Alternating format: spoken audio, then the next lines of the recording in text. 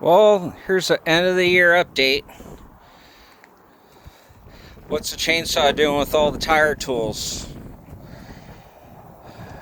Now, Fix-A-Flat is phenomenal, except when it's hanging up the tire. So I've resorted to cutting it off. The 500i made the cake. The peanut grinder did not. It just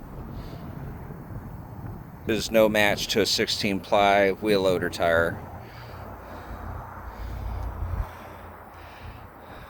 So there's our little 1 minute update. The back popped off because I've already had this tire off for a major flat from another job. I'll give you an update on that in the next video. Thank you.